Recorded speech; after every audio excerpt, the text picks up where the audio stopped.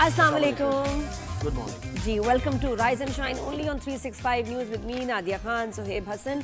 और डेली बात ही आजकल सैलाब के बारे में ही हो रही है। फ्लड्स जिन्होंने सैकड़ों लोगों के जो है घर बर्बाद कर दिए हैं, उनके जो पोजेशंस थे, उनके सालों की जो जमा पूंजी वो ज़ाया हो गई। बड़ी मुश्किल से अपनी फैमिलीज को लेके अपने घरों से निकल और गए। तशवीशनाक बात यह है कि हर गुजरते दिन के साथ, हर गुजरते घंटे के साथ सूरत हाल मजीद तशवीश होती जा रही है। कल जो हमने आपको अपडेट किया था शादरा से, जो हमने दरिया रावी से मुताल्लिक बताया था कि ये भी एक्सपेक्ट किया है शायद ये दबाव कम हो जाए और पानी लेकिन ऐसा नहीं हुआ और अभी मजीद पानी दाखिल हो गया लाहौर के मुख्तलिफ इलाकों में भी, जिसमें बहुत से इलाके हैं जैसे रिंग रोड से मुल्का बादामी बाग के इलाके हैं जहां दरिया रावी का पानी और वहाँ बड़ी आबादी है, दाखिल हो बहुत गया। आबादी है। फर्रुखाबाद है, अजीज कॉलोनी, तो खैर हम डिटेल में बताएंगे कि पंजाब में कितना, नारोवाल की साइड, सियालकोट और ये सब कितना मुतासर हुआ। और फिर मुल्तान की तरफ बढ़ गया है ये, जिसकी वजह से ब्रीच करना पड़ रहे हैं मुख्तलिफ जगहों से कि मुल्तान की तरफ इसको डाइवर्ट यानी ना जाने दिया जाए। ब्रीच करके ऐसी आबादियां जो कि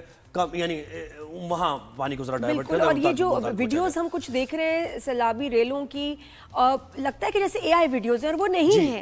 इतनी खौफनाक है कि लगता है कि ये रियल हो नहीं सकती, but it is a reality. Sialkot से कुछ लोगों ने, वहाँ के रेजिडेंट्स ने वीडियोस बनाई रोते हुए, बहुत तकलीफ दे। एक मैं लड़की की वीडियो देख रही थी जिसमें उसने कहा कि कोई जानवर ही नहीं बचे, सब बह गए, सब मर गए, सब खत्म हो गए। तो आपका देखें कि एक नेचुरल बैलेंस जो है कितना डिस्टर्ब हुआ है। बिल्कुल मुकम्मल तौर पर डिस्टर्ब हो गया है। आपके दोनों जो मंगला और तरबेला डैम है अपनी फुल कैपेसिटी पे चल रहे हैं। अगर मजीद पानी आता है और एक और तशवीश की बात यह कि अभी बारिशों का मेट ऑफिस ने बताया कि कल से बारिशें होंगी और पूरे मुल्क में बारिशें होंगी। इसमें कराची भी है, अर्बन फ्लडिंग की उन्होंने बात की है, Islamabad, Lahore. We can't afford this honestly. मैं भी देख रही थी सुबह की सड़कों पे काम चल रहा है, सड़कें ठीक की जा रही हैं, लेकिन अगर फिर बारिश होती है तो उसको ये सब खत्म हो जाए। और ये सारा पानी अभी ज़ाहिर दरिया सिंध किससे होता हुआ, दरिया सिंध से मुल्का जो आबादियां हैं उनको कितना मुतासिर करेगा। पानी ने देखिए फ्लो करते हुए कहीं तो जाना है, समंदर में जाना है, तो वो पूरा अपना रास्ता बना के तबाह करके सब चीजों को फिर वो समंदर में जाएगा। तो सिंध भी जो है अब अल्लाह खैर करे, लेकिन यहाँ भी सैलाबी रेले ने गुजरना है। पंजाब में हमारे नुमाइंदे फील्ड पर मौजूद है, मुसलसल पूरा दिन आप देखते हैं कि वो अपडेट कर रहे होते हैं मुख्तलिफ जगहों पर जाकर। अभी भी हमारे साथ हैं, लाहौर से भी हमें रिपोर्ट करेंगे। उसके साथ ऑफिशियल्स की क्या कार्रवाई चल रही हैं रेस्क्यू 1112 की, लोगों को बाहर निकालने के लिए, लोगों को रेस्क्यू करने के लिए, वो भी होगा। और फिर सिंध फ्लड प्रेडिक्शन जैसे मैंने कहा, तो उस पर भी हम थोड़ी सी हमने बात करनी है कि वहां पर क्या इंतजाम। और इतनी जरूरी बात मेन ये है कि जितना लोगों को कॉम्पनसेट करने में पैसा लगेगा, जितना बाद में रिपेयर्स पे पैसा लगेगा, वही पैसा बना के यूज करके अगर आप डैम बनाएं तो इतना खर्चा, इतनी तकलीफ हो ही ना, क्योंकि वही पैसा लगेगा आप लोगों पे, उससे कहीं ज्यादा और हर साल। तो we need the dams right now. जितने ये बड़ी तबाही जितनी हुई है इसमें पाकिस्तान अपने तई तो खैर ये अब मुख्तलिफ मुल्कों को भी चाहिए कि पाकिस्तान की सपोर्ट करें। और हम हमेशा कहते रहते हैं कि भाई हम इतने मुतासिर हुए हैं, हमारे सियासतदान बोल रहे हैं इस पे। बिल्कुल प्राइम मिनिस्टर का भी मैंने सुना कि जी डैम्स इस वक्त हमारी जो है ना फर्स्ट प्रायोरिटी होनी चाहिए। आई जस्ट होप इंशाल्लाह कि हम बना भी दें, इनको कंप्लीट भी कर लें। तो ये कि पंजाब हो गया और फिर सिंध की बात होगी। उसके बाद हम ये फार्मर्स और ये यानी कितना फसलों का नुकसान हुआ है, किसान का कितना नुकसान हुआ है। आप देखें ना कि गन्ने की फसल मुतासिर, चावल की फसल मुतासिर, तो ये चीजें। हालांकि ये अब हमने उस दिन शो पे बोला था कि ये वो साल था कि हमारे तो इसमें ऐसे हमने एक्सपोर्ट करना था यूएस में ये चावल चीजें, क्योंकि जो इंडिया पे टैरिफ लगे हमारे लिए बड़ी अच्छी अपॉर्चुनिटी थी, लेकिन ये क्रॉप्स सारी खराब हो गई। बिल्कुल ऐसे कैसे, और फिर एक्सपोर्ट हो शो में लेटर ऑन हम बात करेंगे जो कुछ ऐसे यूट्यूबर्स गिरफ्तार किए गए हैं। डकी भाई क्या बात कर रहे हैं, बिल्कुल वो केस अभी बड़ा हॉट है, वो केस जरा है, उससे मुतालिक बात होगी। और यूट्यूब की अर्निंग कितनी है उसके बाद लास्ट सेगमेंट हमारा ये बड़ा ही जरूरी है, सब जानना चाहते हैं। मिसकंसेप्शन इन्हीं यूट्यूबर्स ने बनाई हुई है कि जी वो महीने के करोड़ों रुपए अर्न करते हैं। That is not true. बिल्कुल। अच्छा, अब सबसे पहले बढ़ते हैं पंजाब की। पहले आपको सैलाबी सूरत हाल से मुतालिक मुकम्मल तौर पर अपडेट करें। हमें नारोवाल से ज्वाइन किया है एहसन अरशद ने, नुमाइंदा 365 न्यूज़ हैं, और रावी से यानी किस मकाम पर मौजूद है वो तो खुद ही बताएंगी। सबना कमाल ने हमें ज्वाइन किया। आप दोनों को हम वेलकम करते हैं और उम्मीद यही करते हैं कि आप सेफ होंगे। ऐसी जगह से रिपोर्टिंग कर रहे हैं जहां आपकी जान को खतरा नहीं है, आपकी टीम की जान को खतरा नहीं है। समना की जानिब सबसे पहले बढ़ते हैं। समना, मुझे बताइए कहां पर हैं, और अब तो लाहौर के इलाकों में पानी आ गया, कौन कौन से इलाके मुतासिर हुए हैं, अपडेट कीजिए।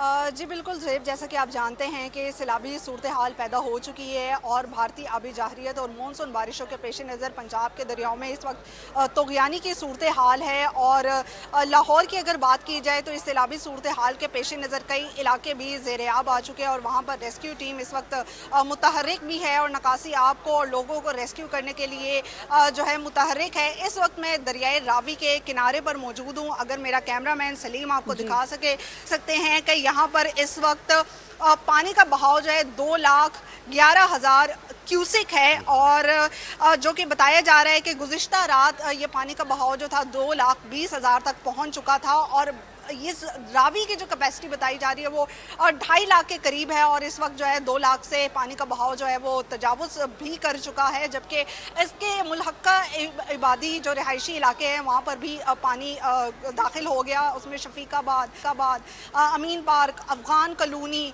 और मुतअद्दिद इलाके हैं जो इसमें ज़ेर आब आ गए। वहाँ से गुज़िश्ता रात 2 अफराद को रेस्क्यू एहलकार की जानिब से रेस्क्यू भी किया गया। इस तरह पार्क व्यू सोसाइटी में भी जो है पानी दाखिल हो गया, वहाँ से 5 अफराद को रेस्क्यू किया गया। मोटरवे से ठोकर की जानिब निचली आबादी है वहाँ पर पानी घुस आया, जहाँ पर जो है शहरी बच्चे ख़वातीन जो हैं वो सड़कों पर निकल आए, अपने हाथ जो सामान लगा वो निकल आए क्योंकि यहाँ पर जो है अब पानी जो है वो मुसलसल बढ़ता जा रहा है, कम नहीं हो रहा। और मुसलसल बढ़ने की वजह से जो है शहरियों को जो है वो हिदायत की जा रही है, मसाजिद में ऐलानात करवाए जा रहे हैं कि आबादियों को जो है फौरी तौर पर खाली किया जाए। जबकि रिहायशी जो हैं वो अपने घरों को छोड़ने पर जो है वो राज़ी भी नहीं है और इस हवाले से जो है इंतज़ामिया ये कोशिश करिए कि बर वक्त जो है इन को जो है वो निकाला जाए। अगर मेरा कैमरामैन सलीम आपको दिखा सके तो कहते हैं कि यहाँ पर जो ये दरियाए रावी का पानी का जो बहाव है वो काफ़ी ज़्यादा बढ़ चुका है। गुज़िश्ता रोज़ जो है पानी उस पिलर के उस इतराफ़ पे था, लेकिन अब आप देख सकते हैं कि पानी जो है वो उस पिलर को भी क्रॉस करके यहाँ तक पहुँच चुका है क्योंकि जब पानी का बहाव बढ़ रहा है तो पानी तेजी से जो है वो ऊपर की जानिब जो है वो बढ़ रहा है और शहरियों को बार बार हिदायत की जा रही है कि रावी से जो है वो दूर रहा जाए क्योंकि जैसे ही सैलाबी सूरत हाल रावी में पैदा हुई है तो बहुत सारे शहरी जो है वो रावी का रुख कर रहे हैं सैलाबी सूरत हाल को देखने के लिए, जो कि इंतहाई खतरनाक है। जबकि यहाँ पर जो है रेस्क्यू की जानिब से जो है पूरी टीम मुतहरिक है, यहाँ पर कैंप्स लगाए जा चुके हैं ताकि किसी भी नागाहानी सूरत हाल से जो निपटा जा सके। जबकि दरियाओं के एतराफ में दफा 144 भी नाफिज कर दी गई है। अब हम देख रहे हैं कि यहाँ पर किसी किस्म के लोगों के आने जाने को जो है वो ममनू कर दिया गया। एहसन, आप बताइएगा नारोवाल की क्या सिचुएशन है और हमें इर्द गिर्द के जरा मनाजिर भी दिखाइएगा। जी बिल्कुल, नारोवाल के जो हालात हैं वो आप मेरे फ्रेम में देख सकते हैं। ये एक नारोवाल का नवाही इलाका है और उसकी ये एक रोड है जो कि देहात की तरफ जा रही है। मुकम्मल तौर पर अभी भी पानी का प्रेशर उस तरह है, बहाव उसी तरह जारी है, बल्कि कुछ देर में मुझे लग रहा है कि ये पानी मज़ीद सड़क पर भी आ सकता है और ये रोड मुकम्मल तौर पर बंद किया जा सकता है। अभी भी ये इधर देहात है और देहात में जो है वो मुतअद्दिद ऐसे ख़ानदान हैं जो कि अभी भी वहाँ पर फंसे हुए हैं क्योंकि उनका आना जाना वहाँ से मुश्किल है। इसी तरह जो है वो दीगर नारोवाल के इलाकों आप ये तो सड़क पे पानी आ चुका है। ये बाइक वाला आपके पीछे जैसे जा रहा है बड़ी मुश्किल ये से। रोड ये बिल्कुल ये सड़क है, ये देखें ये बिल्कुल एक रोड है और ये इससे आगे तकरीबन इस रोड पे तकरीबन 4 से 5 फीट तक पानी है। यहाँ पर पानी कम है, इससे आगे ज़रा पानी इससे भी ज़्यादा है, वहाँ पर लोगों का आना जाना बहुत मुश्किल है। बल्कि यहाँ पर कल जो है वो कश्तियाँ इस्तेमाल की गई। अभी भी पानी का प्रेशर आप मेरे दाएं साइड पे मेरा कैमरामैन शब्बर दुल्फी दिखाएगा। ये इधर से इस जगह से पानी जो है वो आ रहा है। अभी भी पानी का प्रेशर उसी तरह है जिस तरह कल था। पानी हर तरफ जितनी देर दूर तक आप देख सकते हैं यहाँ पर पानी ही पानी आपको देखने में मिलेगा। पानी का प्रेशर जो है वो अभी भी उसी तरह है, उसकी स्पीड भी उसी तरह है। पानी जो है वो सड़क पर मौजूद है। इसी तरह के मुतअद्दिद देहात ऐसे भी हैं जहां पर अभी तक रेस्क्यू टीमें भी नहीं पहुंच सकी। कल जब हमने विजिट किया नारोवाल शकरगढ़ का तो मुतअद्दिद ऐसे देहात थे जहां पर पहले पहुंचने वाले हम थे, रेस्क्यू टीमें भी वहां पर नहीं पहुंच सकी थी। उनकी जानिब से बताया गया कि यहाँ पर ना तो कोई आया है और ना ही यहाँ पर जगह से थोड़ा सा दूर आके अगर रिपोर्टिंग करें तो ज्यादा बेहतर होगा। तो ऐसा यहाँ लोग जो है उन्होंने नकल मकानी की है, रिलोकेट हुए हैं या अभी तक वो अपने घरों में हैं? और बहुत सारे लोग होते हैं जो नहीं घर छोड़ते, बुजुर्ग मैं कहती हूँ कि जो कि चल फिर नहीं सकते, कितना मुश्किल है उनका। गांव में बहुत सारे ऐसे बुजुर्ग होते हैं, वो कैसे रिलोकेट होंगे, उनका रेस्क्यू कितना मुश्किल होगा। जी एहसन, ऐसे ना आपको आवाज आ जी रही है? बिल्कुल, जैसे कि आपने बात की यहाँ पर रीलोकेट होने की, पहले तो मैं आपको ये बताता चलूँ कि अभी मुतअद्दिद देहात ऐसे हैं जहाँ से लोगों को रेस्क्यू ही नहीं किया जा सका। रीलोकेट करना तो दूर की बात है, रीलोकेट करने में अभी इनको कम अज़ कम 2 हफ्ते दरकार होंगे इस पानी को निकालने में, क्योंकि पानी इस कदर ज़्यादा है कि यहाँ पर लोग अपने घरों में शिफ्ट होने में, उनके तकरीबन आधे आधे घर पानी में डूब चुके हैं, उनके सारे सामान अच्छा, करतारपुर रोड की एक पानी पिक्चर में दिखाई डूबा गई पड़ा थी, है। वो मुझे बताया क्या वाकई रोड को क्लियर कर दिया उसको? ये पिक्चर हमने देखी कि उसको रोड को दिखा रहे थे क्लियर कर दिया। जी बिल्कुल, कल 9 बजे का, रात 9 बजे का हम उधर से लाइव किया था करतारपुर रोड से। पानी करतारपुर का जो अंदर गुरुद्वारा है वहाँ की तो दूर की बात है, जो करतारपुर एंट्रेंस का रोड है वहाँ पर कल रात को तकरीबन 3 से 4 फीट पानी था, और पानी की तो ये पिक्चर कब जो की थी बहाव फिर था ये? वो भी उसी तरह खैर था। वो तो उसकी अभी स्पीड सूरत हाल ही ऐसी है कि जरा कैसे साफ जी, होगा। समना से ही समना पूछ से लें। पूछिए कि समना, आप बताएं कि लोगों को रिलोकेट करने में कितनी मुश्किल पेश आ रही है, या लोग अभी भी वहाँ हैं? जी बिल्कुल, देखिए अभी भी लोग अपने रिहायशी इलाकों में मौजूद हैं। मुतलका इदारों की जानिब से उन्हें अलर्ट किया जा रहा है कि फौरी इनखला किया जाए, सही, और लेकिन वो ताहाल नहीं जो छोड़ है अभी कई अफराद ऐसे हैं कि जो अपने अभी घरों में ही मुकीम हैं और उन्हें काफ़ी सारे मसाइल का सामना भी है। जब गुज़िश्ता रोज़ हम रिहायशी इलाकों का रुख किया तो वहाँ पर काफ़ी बुरी सूरत हाल थी। लोग जो हैं अपना साजो सामान लेके छतों पर चढ़ चुके थे, क्योंकि पानी उनके घरों के अंदर तक दाखिल हो चुका था, और रेस्क्यू टीमों की जानिब से रेस्क्यू करने की भी कोशिशें की जा रही थी, लेकिन वहाँ शहरियों को काफ़ी ज़्यादा मसाइल का सामना भी रहा, क्योंकि रेस्क्यू बर वक्त ना पहुँचने की वजह से भी जो है उन्हें काफ़ी मसाइल का सामना रहा। जबकि उनका ये भी कहना था कि जो है कहीं पर जो है उनको पानी में जो है उनका सामान जो है वो बह रहा है, और वहाँ तक रेस्क्यू टीम जो है वो नहीं पहुँच पा रही, क्योंकि कई अफराद ऐसे हैं, कई रिहायशी ऐसे हैं जो कि अपने घरों को नहीं छोड़ना चाह रहे। जबकि ये भी बताया जा रहा है कि शादरा के इतराफ में भी 6 से 7 स्कूल ऐसे हैं जो कि आपने हमें अपडेट किया नारोवाल से, समना ने अपडेट किया लाहौर से, और ये अप्रिशिएट करूंगी तमाम ऐसे जो जर्नलिस्ट हैं, रिपोर्टर्स हैं, जो अपनी देखिए अपने आप को कितना खतरे में डाल के रिपोर्टिंग कर रहे हैं, आपको फैक्ट्स दिखा रहे हैं, बता रहे हैं, तो आपको भी सलाम है। ऑनेस्टली सबको मैं कहूंगी हर चैनल के जो एक हमने ब्रेक लेना है, और ब्रेक के बाद डॉक्टर मोहम्मद फरहान खालिद साहब होंगे जो कि 1122 टीम लीडर हैं पाकिस्तान रेस्क्यू टीम के, उनसे बात करेंगे, और ये भी आपको बताएंगे वो फैमिलीज जो अपने घर छोड़ के कहीं नहीं जा रहे, क्यों नहीं जा रहे, क्या सोच रहे हैं, क्या कह रहे हैं। Keep watching.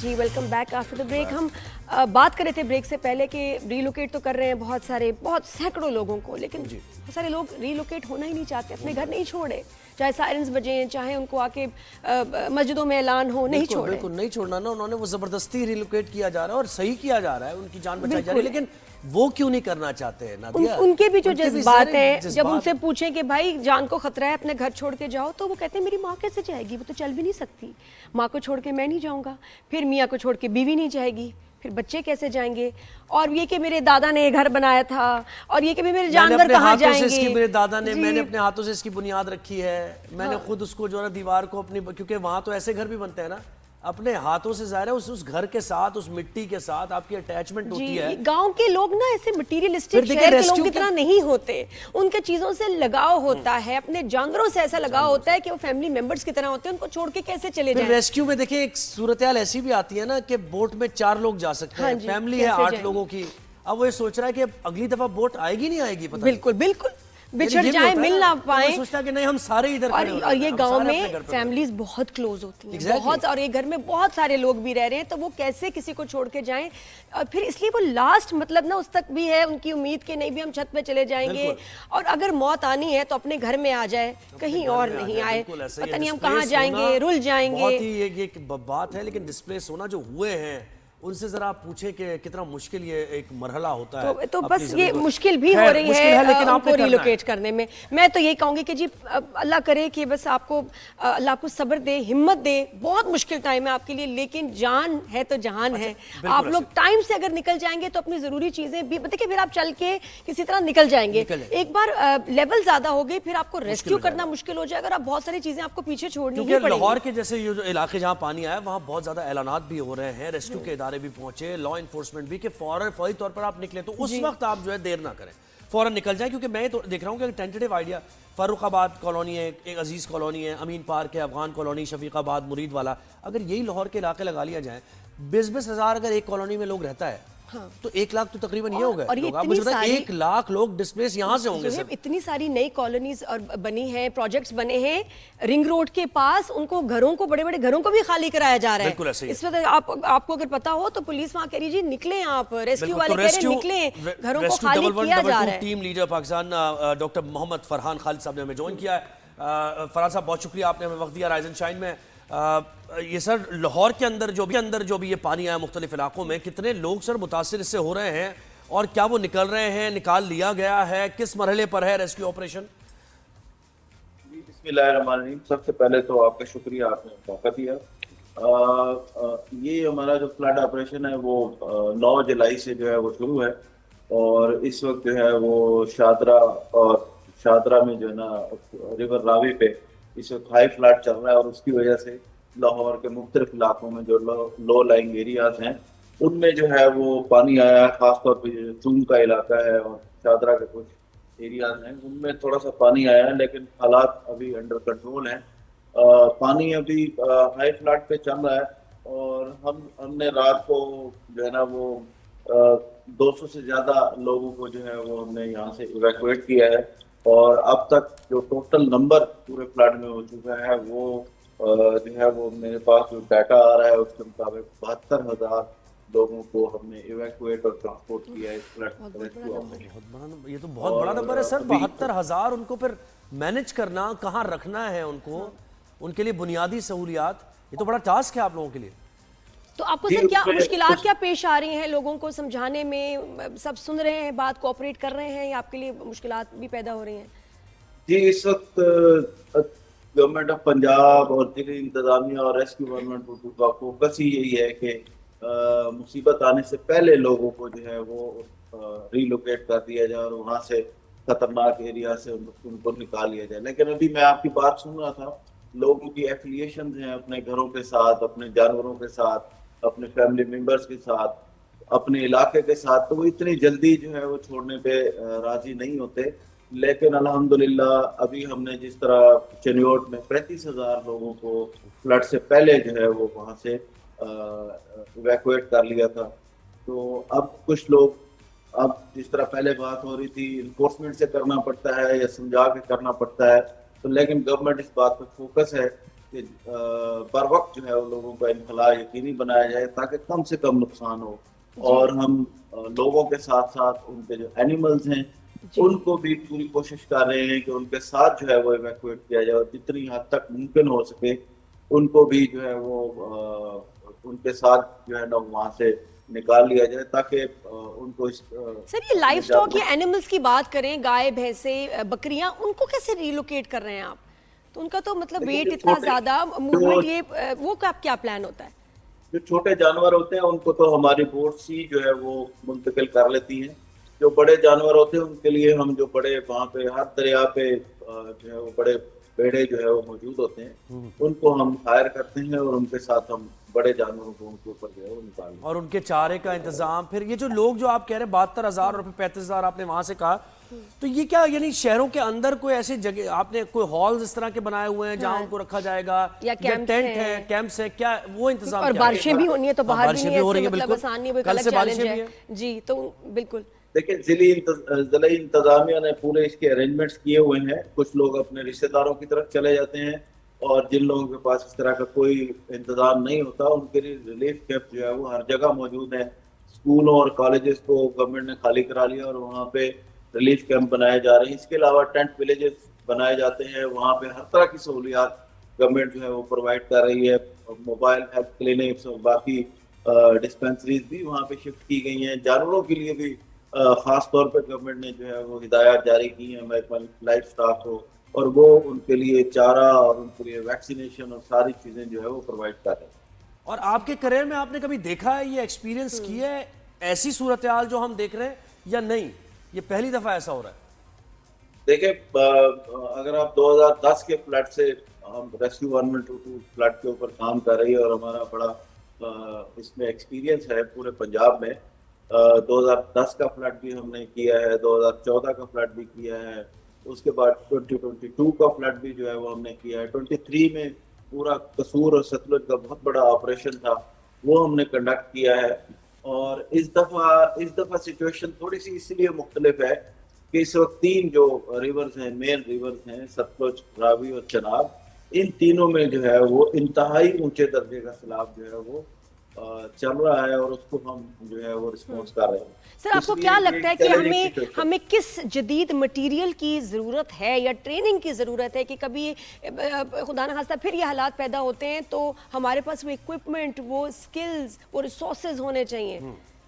देखिए, मैं फिर उसी बात पे, ये फ्लड है, इसमें ज़ाहिर है जब इसके लिए किसी बहुत ज़्यादा हाई फाई इक्विपमेंट की तो शायद इतनी ज़रूरत नहीं होती, ज़्यादा ऑपरेशन जो है वो बोट्स के ऊपर चलता है और हमारे लोग जो है वो इसमें ट्रेन हैं काफ़ी हद तक।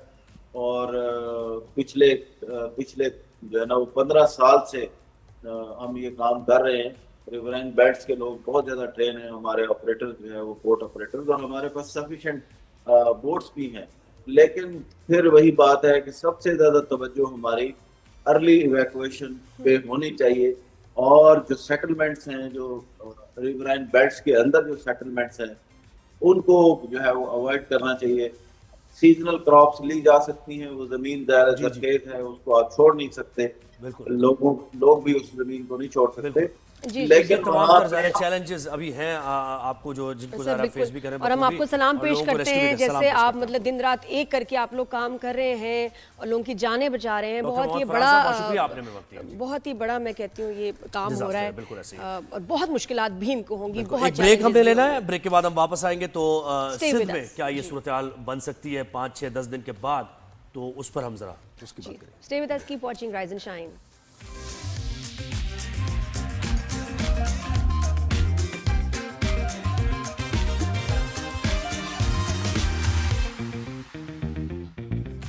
जी, welcome back after the break. Break से पहले हमने जिक्र किया सुहेब कि अब हम सिंध के बारे में भी जानेंगे, यहाँ की क्या तैयारियां हैं। क्योंकि पानी तो देखें डाउन द ड्रेन आएगा ना, जो डाउन स्ट्रीम पे ही आएगा, तो सिंध में ये दाखिल होगा दरिया सिंध में और फिर वहाँ से समंदर में जाएगा। और मुल्तान की जो सूरत हाल बताई जा रही है इस वक्त, तो दरिया चनाब का खतरनाक यानी वो रेला दाखिल होने जा रहा है मुल्तान में, और मुल्तान को बचाने की भरपूर कोशिश की। तो मुल्तान से फिर ज़ाहिर है इधर तो और सिंध से इस पानी का रास्ता क्या बनेगा, कौन से इलाकों को अफेक्ट करते हुए ये फाइनली समंदर में जाएगा। बिल्कुल, तो सखर बैराज से हमें ज्वाइन किया है नुमाइंदा 365 न्यूज़ काशिफ अली ने। काशिफ, मुझे बताइए कि आप सखर बैराज पर मौजूद हैं। पीछे मैं देख रहा हूं कि पानी तो बिल्कुल काफ़ी ज़्यादा है, यानी ऐसा नहीं है कि बिल्कुल पानी ना हो। तो अगर ये मुल्तान से और ये रेला जो जितनी बारिशें हुई हैं इतना है, तो इसको लेकर इंतजाम क्या किए गए हैं? जी बिल्कुल, सखर की मौजूदा सूरत तो बेहतर दिखाई दे रही है, क्योंकि सिंध हुकूमत की तरफ से जो इक़दाम उठाए गए हैं वो काबिल तारीफ है। क्योंकि पंजाब की सूरत को देखते हुए सिंध हुकूमत ने सैलाब की सूरत को कंट्रोल करने के लिए एक कमेटी तश्कील दी है, जिसमें सैयद नासिर हुसैन शाह, इकरामुल्लाह थारे जो भी शामिल हैं, जो वक्तन की सूरत हाल से निपटने के लिए किए गए इक़दाम का जायजा भी ले रहे हैं। मैं आपको बताता चलूं कि सखर बैराज पर पानी का बहाव इतना ज्यादा नहीं है, क्योंकि अब तक सखर बैराज पर सबसे बड़ा पानी का रेला 3 से 4 लाख क्यूसेक तक गुजर चुका है। और अगर बात की जाए आज की, तो आज पानी की सूरत हाल 3,71,000 क्यूसेक बताई जा रही है। कैपेसिटी क्या है काशिफ, मुझे बताएं इसकी कैपेसिटी कितनी है? कैपेसिटी तकरीबन इसकी 12 से 14 लाख तक कैपेसिटी बैराज की बताई गई है। और कल की जो सखर बैराज पर जो आपाशी के सूबाई वजीर जाम खान सैयद नासिर हुसैन शाह ने प्रेस कॉन्फ्रेंस भी की थी, उन्होंने बताया था कि सखर बैराज से ज्यादा 7 लाख क्यूसेक तक पानी पहुंच सकता है। क्योंकि ठीक है बिल्कुल, यानी अभी सूरत हाल अंडर कंट्रोल है जो आप बता रहे हैं। 12 लाख क्यूसेक की कैपेसिटी है। लोगों को रिलोकेट करने की भी जरूरत ना पेश आए, अल्लाह करे बिल्कुल इस तरह हो, लेकिन ये लो लाइन है वहाँ पर। शुक्रिया काशिफ, तो थैंक यू सो मच है ही यकीनी और थोड़ा सा बेहतर खबर आपने बताई। तो क्योंकि यहाँ भी बहुत आबादी है, बिल्कुल ऐसे ही है, वो दरिया किनारे जितनी आबादी है, पूरी ये शहर के शहर आबाद है। तो अल्लाह करे ऐसी नौबत ही ना आए कि उनको भी रिलोकेट करना पड़े। तो director operations PDM Sindh Syed Mohammad Shayan Shah sahab ने हमें ज्वाइन किया। शायान साहब बहुत शुक्रिया, आपने राइजिंग शहर में वक्त दिया। Good morning. अब पंजाब हम सब देख रहे हैं और हम सब कंसर्न हैं कि लोगों को रेस्क्यू किया जाए, लोगों की जरूरत है, लेकिन ये कि सिंध को भी हमारी नज़र होनी चाहिए कि क्या इक़दाम किए गए हैं, क्योंकि पानी ऑब्वियसली इधर ही आना है। जी बहुत बहुत शुक्रिया ज़ुहैब साहब, आपने जो है वो हमें मौका दिया पीडीएम सिंध को कि अपना मौक़िफ़ भी रखें और उसके साथ साथ आगाही के हवाले से भी कुछ लोगों को बताएं। अब इस सिलसिले में मैं अर्ज़ करूं कि ये 3-4 दिन पहले जो पानी का रेला इंडिया ने छोड़ा था, उसकी वजह से चिनाब में बहुत बड़ा जो है वो फ्लड आ गया था। उसी पैराए में परसों चीफ मिनिस्टर साहब ने भी इमरजेंसी मीटिंग की थी, फिर कल चीफ सेक्रेटरी साहब ने भी मीटिंग की थी और तमाम हिदायत जो है वो डायरेक्टर्स इशू कर दिए थे, जिसमें तमाम मुतल्लिका इदारों को की छुट्टियां मंसूख कर दी गई हैं। उसके अलावा तमाम डिप्टी कमिश्नर्स को ये हिदायत दे दी गई है कि मॉनिटर करते रहें सिचुएशन, क्योंकि ये इनिशियली रेला आएगा गुड्डू और कश्मोर की तरफ ऊपर गुड्डू बैराज पे, तो इससे पहले जब पंजनत पे ये पहुंचेगा तो ही हमें ये कंफर्म हो जाएगा कि कितना पानी का रेला हम यहाँ से गुजरेगा, और उसके यहाँ पे पहुंचने में 2 दिन हमारे पास होंगे। सही। तो इसको हम काफ़ी क्लोजली मॉनिटर कर रहे हैं और कोशिश यही होगी कि खुदा न खास्ता अगर ज़्यादा पानी का रेला आता है और अफेक्ट होती है पॉपुलेशन, तो उसको इमीडिएटली इवैक्यूएट करा दी जाए। अभी उसकी कोई ज़रूरत नहीं है, लेकिन हम इसको क्लोजली मॉनिटर कर रहे हैं। जी सर, आपको लगता है कि शायद वो स्टेज आए कि जहां लोगों को रिलोकेट करना पड़े या उसकी ज़रूरत ही नहीं पड़ेगी?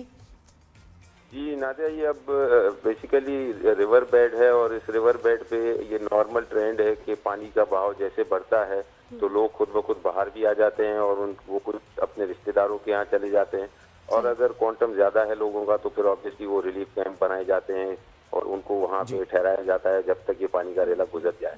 तो नॉर्मली अभी हमने देखा था ये 8-10 दिन पहले भी तकरीबन 500,000 प्लस पानी गुजरा है और उसमें कोई ऐसी सिचुएशन नहीं क्रिएट हुई। तो वी आर होपफुल कि अभी भी हमें जरूरत ना पड़े, लेकिन अगर पड़ी तो इंतजामिया अलर्ट पे है। अच्छा देखिए, बारिशों की भी सूरत हाल है और उसका भी रेन प्रिडिक्शन है, हैवी रेन्स भी कहा जा रहा है पूरे सिंध में भी और कराची में भी, लेकिन ये जो मुल्का पूरी आबादी है इस रिवर बेल्ट के साथ साथ जो चल रही है, कौन से इलाके रेड अलर्ट पर आपने इस वक्त रखे हुए हैं जहां मुमकिन तौर पर पानी आ सकता है? सही साहब, ये सिंध में बेसिकली जो रिवर इंडस चल रहा है इसमें इन टोटल तो सिंध में 30 अजला हैं, लेकिन रिवर बेड जो है वो 15 अजलों को टच करता है। ठीक है। तो वो आप सखर के 3 डिवीजन है, फिर लारकाना के 3 डिवीजन है, शहीद नजीराबाद के 2 डिस्ट्रिक्ट हैं, फिर हैदराबाद के डिस्ट्रिक्ट आ जाते हैं। तो वो तमाम 15 डिस्ट्रिक्ट ऑन अलर्ट पे ही हैं। अच्छा, फिर हमें थोड़ा सी गुंजाइश मिल जाती है कि गुड्डू से सखर पानी पहुंचने में भी 1 दिन लगता है और फिर सखर से कोटड़ी पे पहुंचने में 4-5 दिन ले लेता है वो। तो एम्पल टाइम हमें मिल जाता है जिसमें अगर जरूरत पड़ती है और अलर्ट्स उस लेवल के हैं तो फिर इवैक्यूएशन करा ली जाती है। सही है। सही। तो सर, इसमें कोई आपको चैलेंज फेस करना पड़ रहा है जो आप लोगों से भी कोई कहना चाहेंगे, रिक्वेस्ट करना चाहेंगे कि वो कैसे कोऑपरेट करें? इसमें यही रिक्वेस्ट होगी लोगों से कि इन केस ऑफ इमरजेंसी अगर अलर्ट इशू किया जाता है तो काइंडली कोऑपरेट करें और दरिया के पानी उससे दरिया से बाहर आ जाए, क्योंकि फिर इवेंचुअली अगर पानी आ जाता है तो बहुत मुश्किल हो जाता है उन लोगों को रेस्क्यू करना। और फिर आपने भी देखा है कि अभी पंजाब में भी काफ़ी उन्होंने कोशिश की कि टाइमली इवैक्यूएट करा ले, लेकिन रेजिस्टेंस थी लोगों की कि नहीं ऐसा कुछ होगा नहीं, और इवेंचुअली फिर वो प्रॉब्लम हो जाती है गवर्नमेंट की लेगा अब इनको कैसे रेस्क्यू। यानी मुल्तान में ये कहा जा रहा है कि दरियाए चनाब का पानी तकरीबन 24 से 48 घंटे की बात की जा रही है, चले 24 घंटे लगाते हैं, तो अगर वहाँ ये आता है तो ये सखर तक और ये सिंध के अंदर दाखिल होने तक कितना आपको अभी 4 से 5 दिन आप ये कह रहे हैं कि एस्टिमेटेड टाइम है? बेसिकली देव साहब, इनका जो स्ट्रक्चर है ना वो ये है कि रिवर इंडस डायरेक्ट आ रहा होता है और बाकी जो 4 रिवर्स हैं वो आके पंजनत से ज्वाइंट होते हैं। ठीक है। फिर पंजनत से आता है वो गुड्डू पे, तो जो पंजनत का पॉइंट है वहां से गुड्डू पे आने में 2 दिन लग जाते हैं। सही। और वो सारा यानी जितना जैसे चनाब का पानी है या फिर दीगर जो रिवर्स का पानी है वो जब एक साथ होगा, तीनों दरियाओं का पानी तीनों दरियाओं का जब होगा तो कितने लाख क्यूसेक तक वो आप एस्टिमेट कर रहे हैं? हमारी एस्टिमेशन यही है, ये सेम सिनेरियो मोर और लेस 2014 में भी बना था, तो उस टाइम के जो मॉडल्स हैं उनको भी कैलकुलेट किया है। तो अभी जो हमारी इरिगेशन अथॉरिटीज़ की जो है एक्सपेक्टेशन वो यही है कि 700,000 से क्रॉस नहीं करना चाहिए, और वो अगर है तो इसकी कैपेसिटी काफ़ी है रिवर इंडस की, वो इजीली उसको ले लेगा। और थ्रू आउट ये इतनी कैपेसिटी है इसकी जब तक ये समंदर में जाता है, या फिर कहीं से शैलो भी कुछ है? क्योंकि देखे ना वहाँ जोएब साहब, बेसिकली गुड्डू की कैपेसिटी 12 लाख है, फिर सखर बैराज की कैपेसिटी 9 लाख है, फिर कोटड़ी की 8 लाख है। तो इन टोटल अगर आप देखेंगे तो ये 7 लाख का रेला तो इजीली पास कर जाएगा। सही है, उम्मीद हम यही करते हैं, बिल्कुल ऐसे ही है। सिंध गवर्नमेंट इज बहुत शुक्रिया जनाब, आपने और हमें लोगों वक्त को दिया। कोऑपरेट करना बड़ा तैयार। जरूरी है। थैंक यू शुक्रिया। और मैं फिर भी लोगों से कहूंगी कि अपनी ज़रूरी अशिया जो है उसके कुछ वो जो एक कोई बैग बना के रखें जिसमें आपका फर्स्ट एड का सामान, बच्चों के लिए ड्राई फूड, उनका जो ड्राई मिल्क है, वो ऐसी बिल्कुल। चीज़ें ना एक पहले से तरफ रखें रखें। आपके इंपॉर्टेंट जो आपके कोई डॉक्यूमेंट्स कागजात हैं उसको साइड पे रखें, ये ज़रूरी है। मतलब आप अपनी प्रिकॉशंस, अपनी जो तैयारी एरियाज पूरी डिप्रेशन रखें। में है और वो मालूम है उन इलाके के लोगों को कि हमारा एरिया डिप्रेशन में है, और अगर पानी का लेवल बढ़ता है तो डायरेक्ट पानी यहाँ पर और आएगा। पहले ही तो खास अगर तौर वो पे वहाँ। पहले ही चले जाएं कुछ दिनों के लिए, अगर अपने रिश्तेदारों के, जान पहचान वाले लोगों के, तो बेहतर ही होगा, खास तौर पे ये एरियाज लेकिन अभी तक की रिपोर्ट के मुताबिक में। वो ये कह रहे हैं कि कैपेसिटी ज्यादा है, और वो एक्सपेक्ट कर रहे हैं कि 7 लाख क्यूसेक तक पानी आएगा, तो हम इसको पूरी हमारे इंतजाम मौजूद हैं। तो एक ब्रेक हमने लेना है यहाँ पर, ब्रेक के बाद वापस आते हैं राइजिंग शाइन में, और मजीद भी कुछ टॉपिक्स हैं जो शामिल करेंगे। कुछ फसलों का अहवाल आपको देंगे, कितना नुकसान हुआ है माली, वो भी आपको बताने की कोशिश बिल्कुल, करेंगे। क्योंकि उसको फिर जो जाया हो गई फसलें और फिर दोबारा उस पे जो है काश्तकारी कैसे होगी, कितनी मुश्किलात किसानों को पेश आएंगे, उस पे बात करेंगे। यूट्यूब की अर्निंग्स पे भी बात करेंगे। Keep watching rising shine.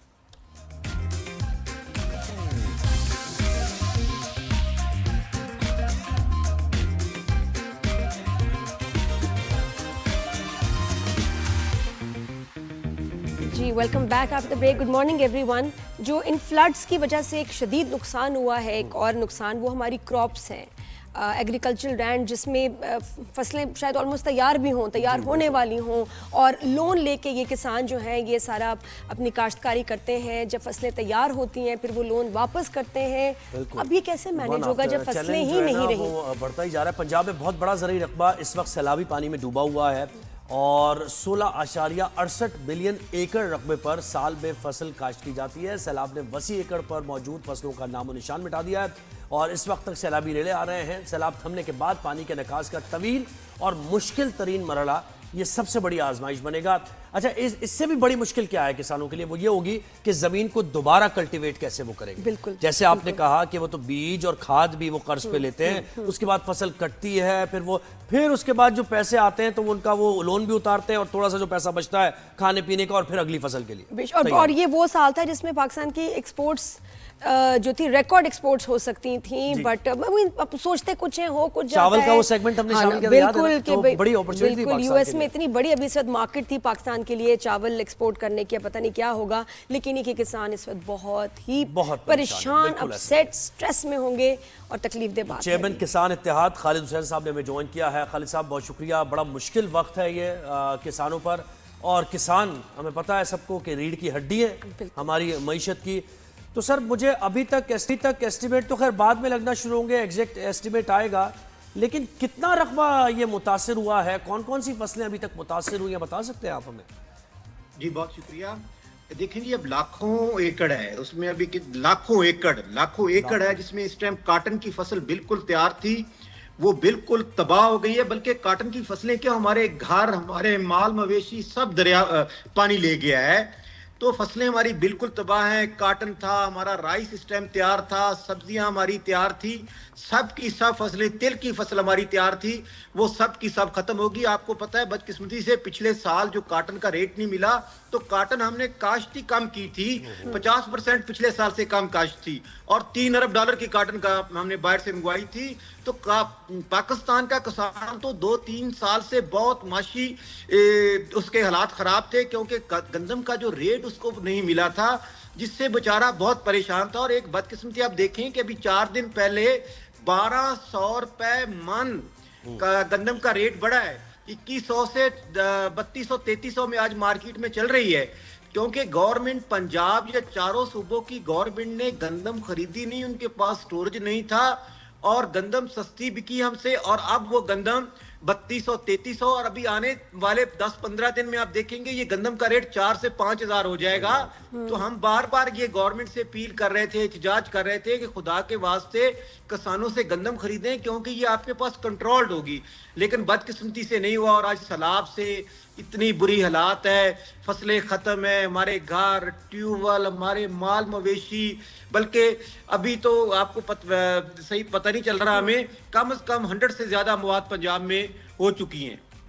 सही बात है। तो ये जो इनके ऊपर कर्ज भी होगा, किसानों के ऊपर कर्ज लेके जो उन्होंने फसलें की होंगी, वो अब ऐसा जब हो जाता है सर, तो फिर उसके बाद वो क्या उनको करना चाहिए और क्या उनके लिए सहूलतें होंगी, और खासतौर पे ये पैसे जिनको वापस करने होंगे, अब ये उनके बस में तो नहीं, नेचुरल डिजास्टर है, तो फिर उनके लिए क्या आसानी होगी? देखिए जी, हम तो बाप दादे से ना बैंकों के मकरूज हैं, बल्कि हमें तो हमारी ज़मीनें गवर्नमेंट नीलाम कर देती है।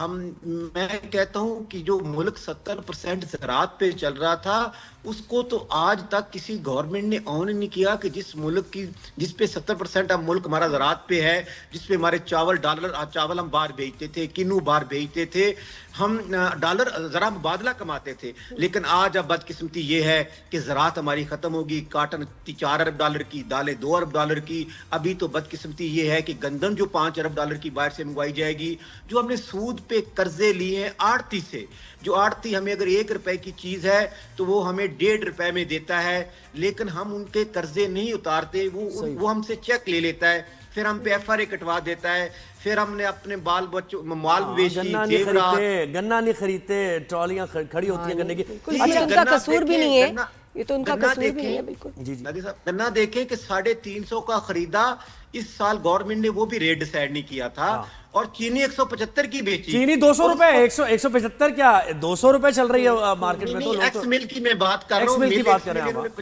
175 और मार्केट में 200, वो भी शुगर मालकान और वो जो बाहर बैठा बंदा जो इनका है वो फ्रंटमैन, वो एक ही है। शुगर मालकान और जो इनके बाहर फ्रंटमैन है, सेम एक ही है। उन्होंने 200 रुपए की चीनी बेची। हमने शोर शराबा किया कि आप चीनी बाहर ना भेजें, 7 लाख मैट्रिक टन जो भेज रहे हैं। गवर्नमेंट को इन्होंने लिख के दिया कि चीनी बाफर मकदार में है, हमें चीनी बाहर भेजने दें, और अरबों डॉलर मंगवाए, कोई पूछने वाला नहीं था। हम एंड यूजर हैं, हम तो ज़ाहिर है किसान नहीं है, आप मेहनत करते हैं और हम खाते हैं, लेकिन ज़ाहिर है वो भी पैसे खर्च करके ही खाते हैं हम भी। क्या एंड यूजर अब ये देखे कि आने वाले महीनों में बड़े मुश्किल एक क्राइसिस का सामना किल्लत भी हो सकती है और महंगाई भी हो सकती है? जी जी, बिल्कुल बिल्कुल। गंदम तो आपको सबसे ज्यादा, आपको पता है, हम आटा हमें हमारी जरूरत है, चलो गरीब अमीर सब आटा, वो तो बिल्कुल अभी जो है ना, आज 3500 में है, कल ये एक हफ्ते में 4 से 5 हजार मन जा रहा है, तो कैसे गरीब बेचारा आटा खरीदेगा? और ये गंदम जो 1900 में हमसे खरीदी और वो लोगों ने सोच कर ली, और बड़े बड़े लोगों ने, अब वो गंदम बेचेंगे क्योंकि मार्केट में शार्ट नहीं, और गवर्नमेंट का कंट्रोल इसलिए नहीं रहा कि इस साल 2 सालों में गवर्नमेंट ने गंदम खरीदी नहीं और अपने पास स्टोरेज नहीं की। अगर गंदम गवर्नमेंट खरीद लेती तो वो कंट्रोल करती, लेकिन बदकिस्मती से हम एहतजाज भी करते रहे, रोते भी रहे, पीले भी करते रहे कि ये आप हमारी फूड एंड सिक्योरिटी का इशू है, आप गंदम पे कंट्रोल रखें। लेकिन नहीं, अब आपको गंदम महंगी मिलेगी, सब्जियां महंगी मिलेंगी, काटन हमारी जाया हो गई है, सब्जियां खत्म होगी हमारे। और ये कितना % पंजाब से आता है हमारा अजनास जो है, ये कितनी % पंजाब से? 70% गंदम आपकी पूरे पाकिस्तान की 70% पंजाब में होती है। इसी तरह सब्जियां हैं, हमारा 65 से 70% पंजाब गन्ना हो गया, हमारी जो है ना सब्जियां हो गई, हमारी मकई हो गई, काटन होगी, हर चीज में से 65 से 70% पंजाब देता है। जी, और खालसा मैं पहले सवाल करी थी कि अब ये जब कितना अरसा लगेगा कि दोबारा जो है काश्तकारी हो सके, जमीन कब तैयार होगी, जब पानी यहाँ से वो भी हफ्तों में निकलेगा, तो उसके बाद क्या चैलेंजेस होंगे? ये महीनों में है, हफ्तों में नहीं होना जी, महीनों में है। ये हमारी 6 से 8 महीने जमीनें समझ लो खत्म हो गई हैं, इसमें रेत आ गई है, उसको हम बराबर करेंगे, पानी गिरेगा। ये 6 से 8 महीने अगली जो आने वाली फसल हम काश्त करने जा रहे हैं वो नहीं कर पाएंगे। जहां हमारा सैलाब का पानी आ गया वहाँ 6 से 8 महीने हमें लगेंगे दोबारा उसको बात करने में। सारा साइकिल जो है ये सर्किल ही मुतासिर हो जाएगा।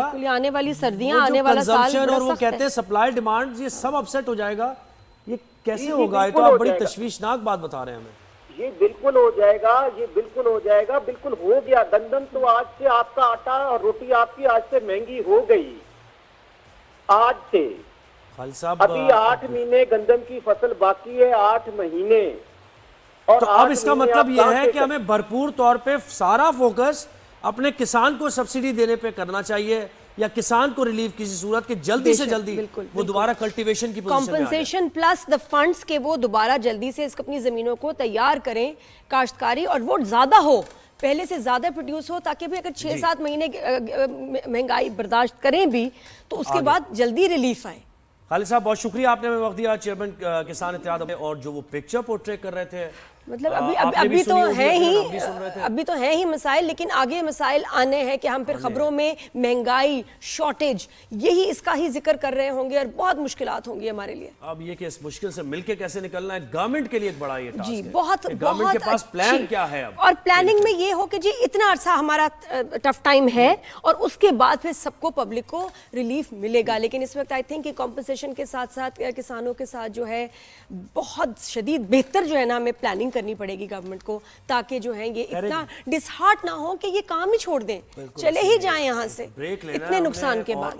उम्मीद के साथ कि ये सूरत हाल की सूरत, अल्लाह भी इसमें ज़ाहिर उसकी मदद शामिल हाल होना बहुत ज़रूरी है, तो हम इससे निकल पाएं। एक ब्रेक लेते हैं, ब्रेक के बाद वापस आते हैं। Keep watching rise and shine. Good morning.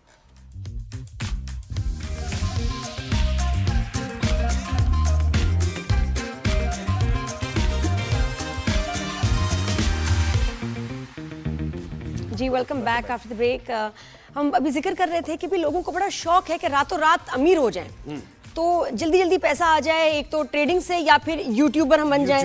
तो इसने बहुत ज्यादा नुकसान किया है। Exactly. सब ये समझ रहे हैं कि यूट्यूब चैनल मैं खोलूंगा और उसके बाद मुझे डॉलर्स आना शुरू हो जाएंगे और मैं ओवरनाइट अमीर हो जाऊंगा। अच्छा, ये किसकी वजह से? ये किसकी वजह से? कुछ यूट्यूबर्स जो हैं आपके लीडिंग, जो वाकई जिनके फॉलोअर्स भी काफी हैं, बिल्कुल एक गलत परसेप्शन बनाते हैं कि जी हम महीने का करोड़ों कमा रहे हैं। मैं तो बड़े अच्छे अच्छे पढ़े लिखे लोगों से मिलती हूँ, मीडिया के लोगों से मिलती हूँ, जो मुझे कन्विंस कर रहे होते हैं, जिसका अपना यूट्यूब चैनल है 2016 से, कि नादिया तुम्हें नहीं पता करोड़ों ये महीने का कमा रहे हैं। और मैं इनसे कहती हूँ प्लीज झूठ है, ये झूठ है। हाँ, ये बहुत बड़ा झूठ है या सच है? देखिए ये पूरा मैकेनिज्म है क्या, कैसे चलता है? मोनेटाइज होगा चैनल, कितने लाइक्स पे, फॉलोवर्स पे होगा? ये चलिए, ये तो हो गया, कितने व्यूज, करोड़ों महीनों के नहीं बनते, लाखों यस, बट नॉट करोड़ों। वजह यह है कि बहुत सारे फैक्टर्स हैं कि इनको कितना पैसे वीडियो के मिलेंगे। अगर आप देखते भी ना 4-5 मिलियन व्यूज, तो ज्यादा खुश होने की जरूरत नहीं है। वीडियोस की ड्यूरेशन बहुत मैटर करती है ज़ुहैब। ड्यूरेशन मैटर करती है? जी बिल्कुल, क्योंकि एवरेज व्यू आपके लोग, कितने लोगों ने आपको देखा, 2 चीजों से पैसे, 3 चीजों से पैसे डिसाइड होते हैं। एक तो कहाँ देखा, हर मुल्क का एक अपना रेट है जिसपे आपको YouTube पैसा देता है, अपना 55% काटने के बाद हर एड पे, ठीक है। और उसके बाद फिर जो आपको पैसे मिलते हैं वो किस जगह, किस मुल्क में लोगों ने देखे, हर एक का रेट है। पाकिस्तान में बहुत कम रेट है, इंडिया में बड़ा कम रेट है, और हमारे ज्यादातर यहीं इस रीजन में देखे जाते हैं। US का ज्यादा है, UK और बहुत कंट्रीज हैं जहां ज्यादा इनके रेट्स हैं। और कितनी देर लोगों ने देखा, एवरेज व्यू ड्यूरेशन, कि आपकी 30 मिनट की वीडियो थी लेकिन एवरेज व्यू ड्यूरेशन थी 6 मिनट, 7 मिनट और कभी कभी 1 मिनट, तो उस पर भी पैसे गिर जाते हैं। फिर छोटे टाइम की, मतलब जो छोटी वीडियोस हैं वैसी 3-4 मिनट की, वो ज्यादा नहीं कमा। बिल्कुल, तो हम ऐसे लोगों को भी ज़ाहिर है, जिन लोगों को पता है, जो प्रो है इसमें कि कैसे चलता है ये, और जो बिल्कुल भी नहीं है, जिनको पता ही नहीं है और सिर्फ उनके जहन में है कि पैसा बनाना है, तो क्या पैसा बनता है यानी, ये हम सब जानेंगे। जुनेद जावेद साहब ने ज्वाइन किया है, जो कि डिजिटल मीडिया एक्सपर्ट हैं। जुनेद साहब गुड मॉर्निंग, वेलकम करते हैं आपको राइज एंड शाइन में। कैसे हैं आप? जी अस्सलाम वालेकुम नादिया, कैसी हैं आप? मैं ठीक हूँ जुनेद, बिल्कुल। जुनेद, ये बताएं लोगों को कि जो एक मिसकंसेप्शन है कि हर यूट्यूबर जो है करोड़ों महीने के बना रहा है, ये इसमें कितनी सच्चाई है? इसमें ये सच्चाई है कि आपने तो सब कुछ खोल के रख दिया है, सब कुछ आपको, तो आप तो एक्सपर्ट हो गई हैं। कब से चला रहे हैं भाई, बिल्कुल। अब तो बहुत एक्सपर्ट हो गई हैं, सब कुछ तो आपने डिटेल के अंदर इतना बता दिया है कि वीडियो की ड्यूरेशन कितनी मायने रखती है, रिटेंशन कितनी मायने रखती है, लोग कहाँ से देख रहे हैं वो कितना मायने रखता है, और पाकिस्तान के अगर लाखों व्यूज़ हैं वो क्या मायने रखते हैं। इसमें तो अगर पाकिस्तान में अगर 1000 दफ़ा ऐड चला है तो उसका 0.56 डॉलर पाकिस्तानी क्रिएटर को मिल रहा है। और अगर यही व्यू अगर US, UK, कनाडा इस तरफ से अगर कोई ऑडियंस देख रही है हमें, तो वो $5, $20 तक बहुत फर्क। अच्छा, मेरे जैसे लोगों के लिए जिनको बेसिक भी नहीं पता, वहीं से थोड़ा सा स्टार्ट करते हैं ना। एक चैनल आपने बनाया, मोनेटाइज कितने आपके व्यूवर्स पे हो जाता है, ठीक है, और फिर उसके बाद अर्निंग का सिलसिला, चाहे वो बिल्कुल मीगर अमाउंट हो, छोटा, अर्निंग का सिलसिला कितने व्यूज पर शुरू होता है, ये बताएं। 2000 सब्सक्राइबर, 4000 वॉच टाइम और 10 मिलियन अगर शॉर्ट व्यूज हैं, तो आपका सब मोनेटाइज हो जाता है। हाँ। पर ये है कि मोनेटाइज इतनी आसानी से तो हो जाता है, पर उसको लेके चलना आगे, और आजकल तो लोग एआई वीडियोस क्रिएट करके सब्सक्राइबर और ये नहीं, मोनेटाइज जैसे मेरा मोनेटाइज हो गया चैनल, अब मैंने एक वीडियो बनाई, उसमें 10,000 व्यूज आ गए, तो क्या मैं एक्सपेक्ट करूंगा कि मुझे डॉलर्स आएंगे उस 10,000 ये व्यूज भी पे? बहुत शर्मिंदगी नहीं, से आएंगे। हाँ, पूछो। बहुत कहाँ $1 शायद आ भी जाए। ये बताएं ना, लोग ये जानना चाहते हैं। भाई 1,000 व्यूज आए तो आपको $0.50 मिलेगा, 50 सेंट मिल जाएंगे। $0.50 मिलेगा। और ये जरूरी नहीं है कि 1000 व्यूज आए तो 1000 दफा ही ऐड चले। ऐड अगर वो 10 दफा चला है उसके ऊपर जरूरी नहीं होता। जैसे अगर आप YouTube देखें तो हर दफा जरूरी नहीं है कि आपकी वीडियो पे ऐड चले, ठीक है ना। अब ये है कि उस डायमेंशन में या उस कंट्री के अंदर अगर किसी एडवर्टाइजर ने ऐड चलाया हुआ है तो ही आपकी वीडियो पे ऐड चलेगा। अच्छा और जुनैद, अगर आप बताएं, ये जो advertiser हमारे अच्छा लीडिंग यूट्यूबर्स हैं जो कि करोड़ों का परसेप्शन देते हैं, ये कितना कमाते होंगे महीने में आपके हिसाब से?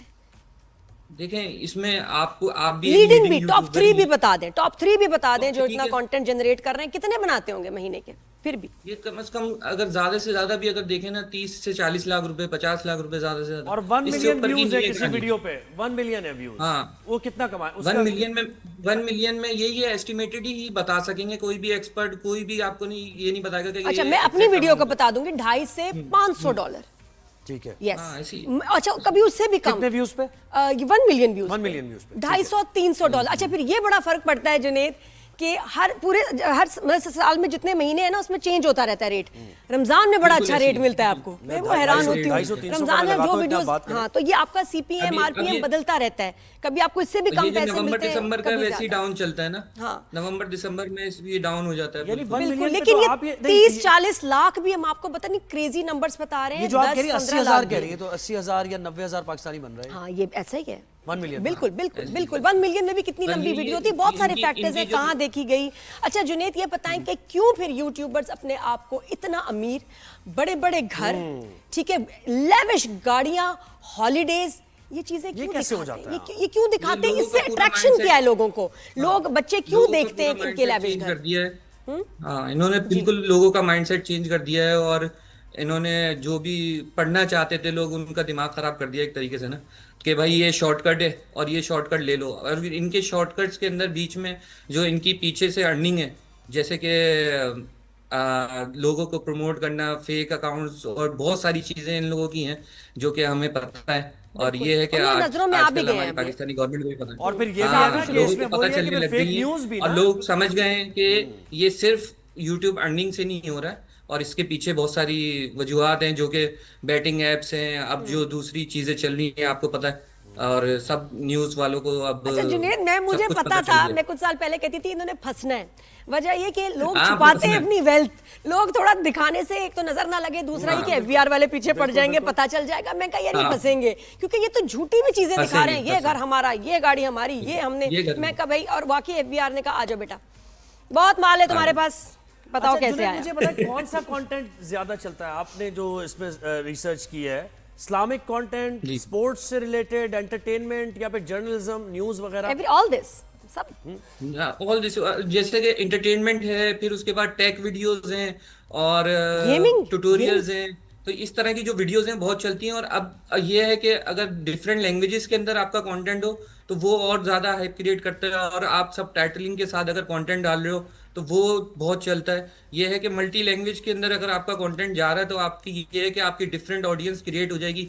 ये नहीं कि सिर्फ उर्दू बेस्ड या पाकिस्तानी कंटेंट, ठीक है ना। आपकी ऑडियंस, आप कोशिश करें जो भी पाकिस्तानी है वो आप अपना कंटेंट US UK कनाडा और अच्छा कंटेंट होना चाहिए। हमारे अनफॉर्चुनेटली ये डकी भाई रजब भट्ट, इनका कंटेंट देख के दुख होता था कि इसमें बच्चे सीख क्या रहे हैं, क्या इंस्पायर कर रहे हैं। एट द सेम टाइम मैं अगर मिस्टर बीस्ट को देखूं इन US, one of the highest paid YouTubers, richest, अब वो डिजर्व क्यों करता है बंदा? वो अगर $4-5 मिलियन कमाता है तो $2 से $3 लगा भी देता है अपनी वीडियो पे। एक मैं उनकी वीडियो देख ली जिसमें उन्होंने होमलेस जो स्ट्रीट डॉग्स थे, इनको इकट्ठा करके उन्होंने कहा हम इन सबको घर देंगे, और बहुत बड़ी कैंपेन थी, और सबने आके फैमिलीज ने अडॉप्ट किया। मतलब इस तरह एक मुझे लगता है कि एक फन का एलिमेंट है। फिर उसमें किया जाता है, आप देखिए ना, कंटेंट है, उसमें मेहनत आपके होती है। एथलीट्स के साथ नॉर्मल लोगों का कंपटीशन कराते हैं, विनर्स को मिलियंस देते हैं। तो ये तो चलो फिर भी एंटरटेनमेंट के साथ साथ कुछ मजे की चीज है, बट हम क्या दिखा रहे हैं? और जुनेद ये भी बताएं कि हम ये क्या ये दिखा कहा रहे जाता है कि यूएस से मोनेटाइज अगर आप कराएं तो ज्यादा फायदा है चैनल बनाने के बाद, ये नॉट सर नेसेसरी। नहीं नहीं ऐसा कुछ ये नहीं भी है, गलत, जैसे ये कि बहुत लोग गलत आरडीपी सही बात है, बहुत गलत है। ये हाँ, बहुत जैसे कि गलत लोग perception आरडीपी, है। अब ये बताएं क्यों जुनेद, वीपीएन क्यों? लगा के यूज करते हैं, आरडीपी यूज कर रहे होते हैं, तो ये इससे कुछ इतना फर्क नहीं पड़ता। मेन चीज है कि आपकी ऑडियंस कहाँ की है, आपको व्यूज कहाँ से आ रहे हैं, तो वो मायने रखता है, ना कि ये कि आपने अपना चैनल वहां से बना लिया और वहां से उसको ऑपरेट कर रहे हैं। तो वक्ती तो थोड़ा सा फायदा मिलता है, क्योंकि ये है कि पाकिस्तानी जो हमारे पीटीए है उसने बहुत सी चीजें ब्लॉक की हुई हैं, हमारे जो कंटेंट है वो उस तरह से अच्छा बूस्ट नहीं लास्ट होता बता या दें जुनेद, suggestion क्या नहीं की एआई जाता। वीडियोस पे जी, जी। मोनेटाइजेशन बंद हो गई है? यूट्यूब ने बंद जी कर दी जी है? बिल्कुल, अगर फुली अगर वीडियो एआई जनरेटेड है तो वो पकड़ में आ जाती है, यूट्यूब का जो एल्गोरिथम है उसको वो पकड़ रहा है और उसके चैनल को डिमोनेटाइज कर रहा है। सही है, बहुत शुक्रिया Junaid, thank you so much. आते रहिएगा शो पे, क्योंकि लोगों को जानना बड़ा जरूरी है। देखिए पैसा इन्वॉल्व है, अट्रैक्शन है, अच्छा मुझे ना आखिरकार बड़े लोगों के ज़हनों में। कॉन्फिडेंस से कुछ लोग बता रहे होते हैं मुझे ना, नादिया तुम्हें नहीं पता, अगर यूएस से अगर आप अगर करेंगे ना मोनेटाइज, बड़े पैसे आएंगे। मैं ऐसा कुछ नहीं, नहीं लेकिन 1 मिलियन का आपने ऐसा जो मुझे नहीं। बताया, ये तो कोई ऐसी नहीं है। इंप्रेसिव कोई ऐसा नहीं है amount। ऐसा ऐसा ही तो है। तो चले, एक ये बहुत समझ में इसके आ गई पीछे साइंस है, मैथ्स है, समझदारी से ऑपरेट करना चाहिए, लेकिन बच्चों वगैरह सबको मैं अपने बताएं बस उनको, आप इन शॉर्ट ये कहते हैं तुम्हारे बस की बात नहीं है। हाँ झूठ है जो आप देख रहे हैं ना, ऐसा नहीं है। बहुत मेहनत चाहिए, बहुत खर्चा करना पड़ता है, प्लानिंग करनी पड़ती है, तब जाके फिर आपको कुछ 4 पैसे आपको वसूल होते हैं। और जिनको ज्यादा होते हैं फिर वो बेइज्जती भी उनकी बड़ी होती है, जो बिल्कुल, जो हमें तो ये शॉर्टकट है कि- तरीकों से जो है व्यूज लेते हैं तो और हमें तो अभी झूठ बोलते हैं। ये चेयर वेयर सही करानी है, अभी तुम्हारे ये काम है, बहुत सारे काम अच्छा, और अब पता है, और अब जब ये इन्वेस्टिगेशन हुए पता चला है कि यूट्यूबर जो अपने घर दिखा रहे थे उनके थे ही नहीं, किराए पे थे, रेंटेड घर थे, किराए पे yes, थे। ये जी बिल्कुल सही जी, बात है। एक ब्रेक लेते क्या हैं, बात उसके है, बाद वापस आते हैं। क्या बात है झूठी शोहरत। Keep watching, good morning.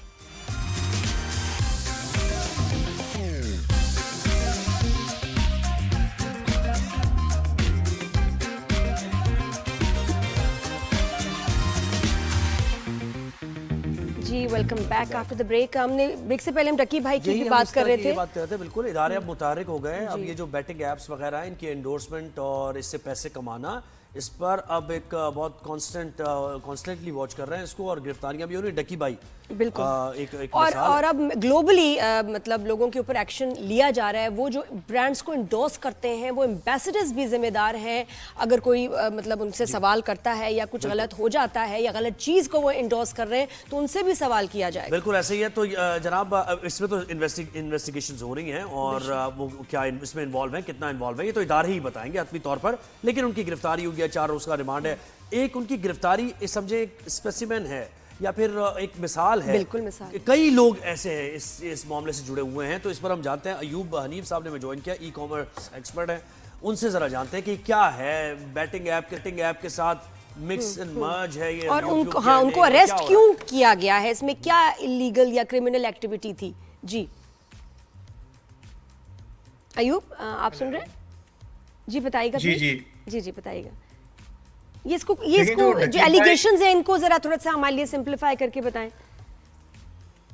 Allegations डकी भाई पे ये लगे हैं कि वो प्रमोट कर रहे थे 1xBet को। ठीक है, अब 1xBet एक गेमिंग वेबसाइट है जो पूरी दुनिया में काम कर रही है। ओके नहीं तो पूरी दुनिया में काम कर रही है, कैसे बैटिंग ऐप ही है ना, ये लीगल है, पूरी दुनिया में काम कर रही है। जी नहीं, ये इलीगल है। ये एक बाइनोमो वेबसाइट है, उसको ये प्रमोशन थी इसकी इन पे, और एक 1xBet पे थी। 1xBet पे तो दरअसल इनकी बिल्कुल एक वो व्लॉग बना हुआ है कि ये ऐप पे आप ज्वाइन करें मेरे प्रोमो कोड से, इस पे आपको कैशबैक मिलेगा। सही है। नहीं तो इतनी ओपनली ये तो प्रमोट हो रहा था। अगर ये इलीगल है पाकिस्तान में, दूसरे मुल्कों में, तो मैंने तो कितने लोगों को और भी बाकी बार इसके एड्स देखा। और ये भी जो साहब अरेस्ट हुए ये भी कह रहे हैं कि भी और लोग भी प्रमोट कर रहे थे इवेंट्स में हमने उसके एड्स देखे। हाँ, तो ये कैसे चल रहे थे? दरअसल ये प्रमोशन की इनको पैसे मिल रहे थे ना, $10,000 $15,000 एक व्लॉग के इनको पैसे मिल रहे थे, तो इनके लिए तो फायदा था। इनको कमीशन अलग मिल रहा था, जो रजिस्टर हो रहे थे इनके नाम से, जो खेल रहे थे, जो हार रहे थे, हर चीज में इनका कमीशन था। तो ये एक ही है इस नाम से, या फिर और भी बहुत सी ऐप्स है जिससे लोग ये कर रहे हैं, बैटिंग कर रहे हैं? नहीं, ये एक ऐप नहीं है। इसमें एक बेट प्रो है, एक 1xBet है, Bet365 है, और अगर इसको ये गैम्बलिंग की एप्स हैं जिस पे बाकायदा गैम्बलिंग होती है। क्रिकेट हो गया, कार्ड्स हो गया और फुटबॉल हो गया, और अयो इसके उनको अलावा ब्लॉक इस भी पे- तो किया जा ये सकता है ना, authorities जैसे पाबंदी- जैसे कितने सारे पेजेस और साइट्स ब्लॉक्ड हैं, ये नहीं ब्लॉक हो सकती? बिल्कुल हो सकती हैं ब्लॉक, लेकिन ये पिछले हफ्ता 10 दिन पहले गवर्नमेंट ने दिया था कि ये एप्लीकेशन सब बाइनोमो हो गई, 1xBet हो गई, Bet365 हो गई, ये बैन हो जाएगी तो नहीं चलेगी। लेकिन अभी भी मतलब अभी 10 मिनट पहले के मैंने स्क्रीनशॉट शेयर किए हैं कि ये अभी भी चल रहा है, इनके एजेंट्स काम कर रहे हैं और प्रॉपर वर्किंग है। मतलब कराची में 2 एजेंट्स हैं और बड़े एजेंट्स हैं, लाइक छोटे एजेंट हैं जिनकी इन्वेस्टमेंट ही 50 लाख रुपए है। Oh my God. और ये इसमें तो खैर सवाल भी नहीं किए जा सकते मजीद यार, ये आई थिंक लेकिन नजरों में आ गई ज़ोहेब बात हाँ, ये कि इन्होंने नजरों में तो आ गई है, इन्होंने लेकिन ये थोड़े मुझे से अभी भी अरसे में- हैरानी इस बात पे है कि चल कैसे रही है ये, बंद अगर ये बैटिंग ऐप है तो ये इस तरह चल कैसे रही है? और मैं ये समझ रहे हैं मैं क्या कह बट रहा आई हूँ। थिंक इवेंचुअली बंद हो ही जाएंगे। इन्होंने इनका प्लान होगा कि थोड़े से अरसे में, जब तक कभी तक हुकूमत की नजर नहीं है, अथॉरिटीज को नहीं पता, लोगों की नजरों में नहीं, फौरन पैसे कमाओ क्विक वाला। लेकिन इवेंचुअली इन्होंने बंद होना है, खत्म होना है और बाकियों के लिए एक सबक बनेंगे। नहीं, ये बंद नहीं होगा, ये किसी और नाम से आएगा। जैसे कोई भी अगर आप क्रिप्टो की देखेंगे या ट्रेडिंग ऐप देखेंगे, ये एक बंद होती है तो कोई नए नाम से आ जाती है। और क्रिप्टो में भी सेम ये बैटिंग ऐप वाला ही सिस्टम है, बाइनरी ऑप्शंस होते हैं, ठीक है। इसमें छोटे छोटे मतलब आपने गोल्ड पे करना है और इसमें 1 मिनट की ट्रेड होती है, या ऊपर जाएगा या नीचे जाएगा। जहाँ ये आपने अगर तो उसका बड़ी opposite स्ट्रॉन्ग लगाएंगे, डिजिटल तो पुलिसिंग आपके की पैसे जरूरत zero है हो जाएंगे। कि इसको आइडेंटिफाई किया जाए। हमारे आईटी में बड़े लोग मास्टर हैं, वो पकड़े इनको और जैसे पता चले कि जी वही काम हो रहा है उसको ब्लॉक करें। लाइक आई सेड कि डिजिटल पुलिसिंग इज रिक्वायर्ड। अच्छा, और तो ये मैंने तो plus सुना है नहीं है, कि लड़कियां आवाम तो बहुत बड़ी थी, करती हैं। बच्चियां भी थी जो इसमें बहुत बैटिंग कर रही थी। बच्चियां, एक लड़की का इंस्टाग्राम पे बाकायदा पूरा एक वो बना हुआ है, पेज बना हुआ है, जिसपे वो फीस लेती है और बोलती है ज्वाइन करें, और अगर आपको लाइव आकर करवाना है तो आप मुझे अपना अकाउंट दें, मैं लाइव आपको ट्रेडिंग करके दिखाऊंगी। और अच्छा मुझे बता, जब ये बैटिंग है तो इसका मतलब नुकसान भी है, अगर ये फायदा है तो किसी के लिए नुकसान भी होगा, तो ये भी होता है लोग अपनी सारी पैसे गंवा भी देते होंगे इसमें? बहुत ज्यादातर इसमें 5% लोगों का जीतना होता है और 95% हारना होता है। Yes. क्योंकि एप्लीकेशन है सब कोडिंग पे बना हुआ होता यानी है। वो बेचारे उनको जिनकी पता कोई है कि व्यूज कब- नहीं है, जिनके फॉलोवर्स नहीं है, और वो उनका नुकसान ही नुकसान है। जी बिल्कुल बिल्कुल, और- नुकसान है, जाहिर सी बात है। एप्लीकेशन है, अगर इससे लोग कमा रहे होते तो ये एप्लीकेशन है तो बंद हो जाती।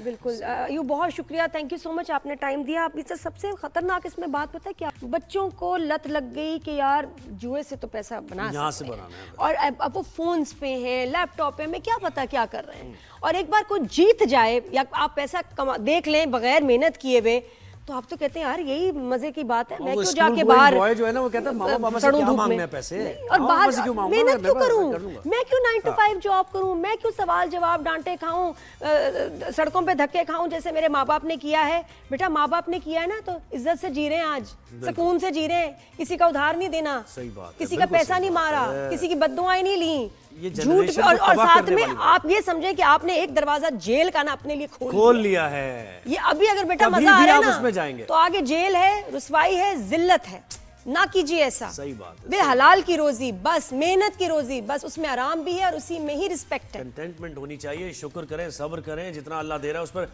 तो ये वाकई ये कितनी ये जनरेशन के लिए बड़ा डेंजर है। एग्जैक्टली डाल दिया ना, हम जितना भी बोले उनको तो मजा आ गया। अपने शो पर हम ये इस पर बात करते रहेंगे ताकि बेशक, जो यूथ हमें बेशक। देख रही है। अभी क्लोजिंग करनी है हमने, और आज जुम्मा है, तो आपसे मुलाकात मंडे को होगी। नादिया और ज़ोएब को दीजिए इजाजत, फीडबैक देते रहिएगा। अल्लाह हाफ़िज़।